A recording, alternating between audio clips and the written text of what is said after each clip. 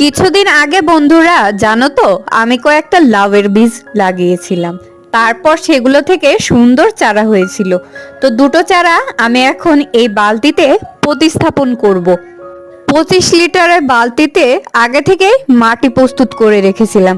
তারপর দেখো, বালতির কিনারা দিয়ে কিছু ছোলার বীজ রোপণ করব।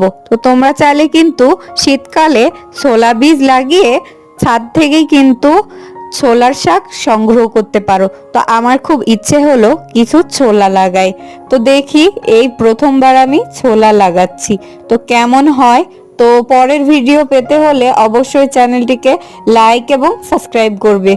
আর দেখো, বাতাসে সরিষা গাছগুলো কত সুন্দর হেলে দুলে বেড়াচ্ছে। এই সুন্দর মুহূর্তটাকে উপভোগ করব বলেই মাঠের চাষিদের আগেই আমি আমার ছাদ বাগানে সরিষার গাছ লাগিয়েছি। তো তোমাদের